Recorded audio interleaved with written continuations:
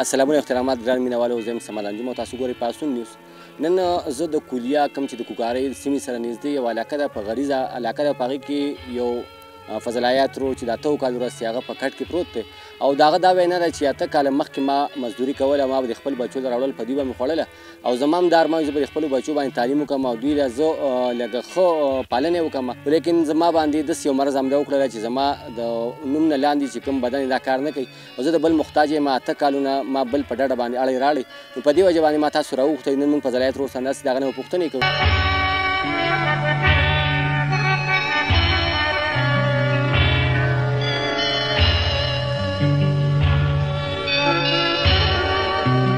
زما نوم فضل حیات دی، د کولیا اوسېدونکی یم. 8 کاله وشو چې په کټ کې بیمار پروت یم، نور دغه مې نه کېږي. لکه اول به مې څه اوړه دی خپل وړو دی له، اوس مې د وجود په کته مړ شوی دی خپې، د سره کار نه، نو ناچاره شوی یم. اوس د چا څه وس کېږي نو زما سره که څه امداد وکړئ، په وس پې وی نه خو ناچاره شو اوس که نه، نو که چا څه وس کېږي ښځې راسره وکړي. د غرونو په سر باندې آباد د خاورو ګټو په کور کې د فضل حیات بوډا پلار هم ډېر د بېوسۍ ژوند تېروي. یو بابا وایي زما دا یو زوی دی، دی خدای محتاج کړی دی، مخکې ښه و خو اوس خدای محتاج کړی دی. زما هم څه وس نه راځي او زه هم څه وس نور نه کېږي.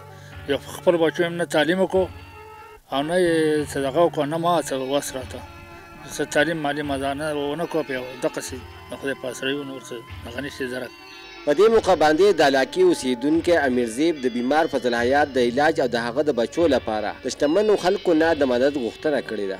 دا فضل حیات دی، دی نه جوړه دی وروره، دا خپې مې کار پرېښودی دی، تقریبا د دې 8 کاله وشو او په دې نه جوړتیا کې پروت دی. د پلار دغه مشری زوی دی، نور یې نه څوک د ګټې شتی نه دی، د وټې شتی.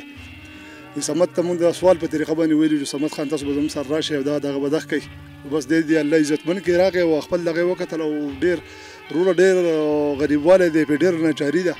که د چا مالي چار کېږي، که د چا ډاکټر ماکټر چار کېږي، څه ویلی شي چې یاره موږ ورسره کوو، نو دا ډېر یو عاجزانه نه ډېره بېوسه کړه ده. دا د الله سره ښه کول دی، په الله مرازه کول دی. وروره تاسو وکتل چې په چا باندې داسې یو مرض لګېدلی فضل حیات رو باندې چې هغه 8 کاله د بل محتاج دی او هغه ستاسو نه همدغه غوښتنه وکړله چې د روژې زبرګه میاشت او اختر په راتلو کې دی، چونکې زموږ هر یو پلار، د هر یو ورور، د هر یو بچي دا ارمان چې زما په کور کې دا خوشحالي راشي، خو لیکن نن د دوی دا خوشحالي نه مناویږي، ولې چې دا ډېر زیات بېوسه دي. نو دوی د چارواکو نه، د شتمن خلکو نه دغه غوښتنه کړې ده چې موږ سره دې که مالي توګه باندې دوی سره مدد کول غواړي یا زموږ علاج کول غواړي، نو دوی نمبر تاسو ته په سکرین باندې ښکاري او زه هم درته وایم چې دوی نمبر کوم دی بابا 0302 83 23 436 دا د دوی د موبایل نمبر دی. تاسو ته په سکرین پر ریپاټه باندې د هغوی نمبر ښکاري او تاسو په دې نمبر باندې دوی سره ډایرکټ رابطه کولی شئ.